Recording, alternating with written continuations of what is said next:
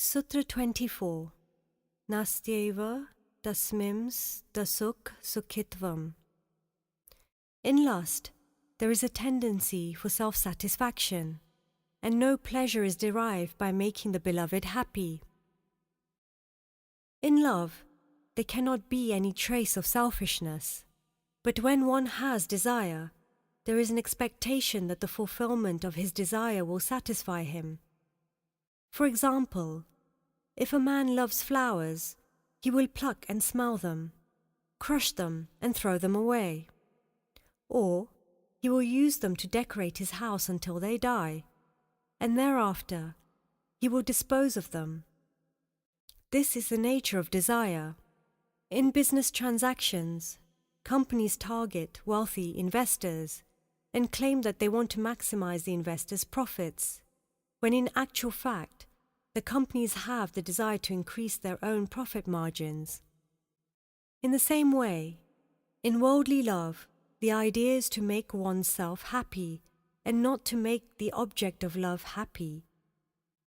Any earthly love or relationship transforms into bitterness when there is some irritation in the relationship. If a man is emotional and in love, and this love is not returned, his feelings will change into bitterness, because a lustful lover loves his paramour only for his own pleasure, for the gratification of his own senses. He does not derive joy from the happiness of his beloved. On the contrary, pure love seeks the happiness of the beloved only, without consideration for personal satisfaction, and the lover delights in the joy of serving his beloved in this way. There are various moods in love. One can adore the Lord as one's master and become his servant. This is a very simple mood. Or, if one can rise higher still, one can think of the Lord as one's friend. When one thinks of the Lord as his friend, both are almost on the same level as each other. If a devotee can advance further, he can love the Lord as his child and can become his parent. Finally, one can reach the highest form of love, Madhurya Ras, a profound love between two lovers, one which merges the two hearts into one. The gopis did not desire any physical contact with Lord Krishna. Their profound and chaste love always searched for an opportunity to serve Krishna solely for his pleasure.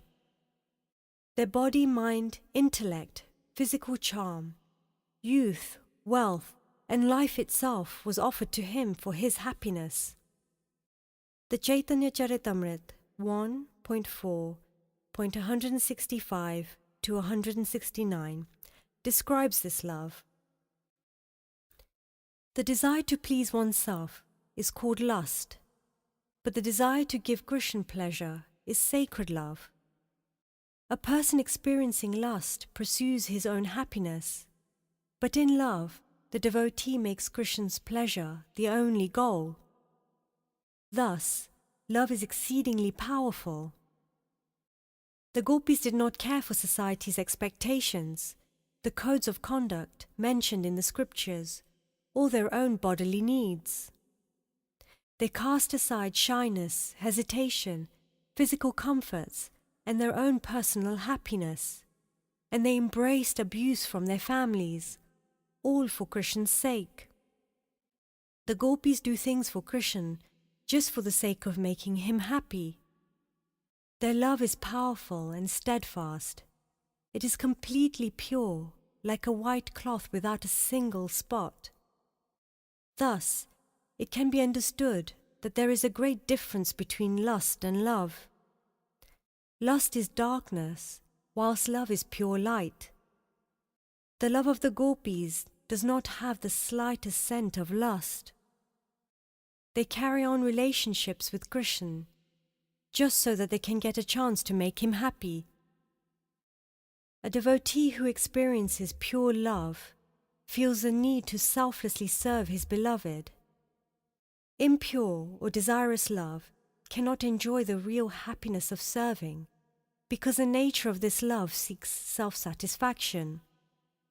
Understanding this difference is the essence of Sage Narad's discourse in this aphorism.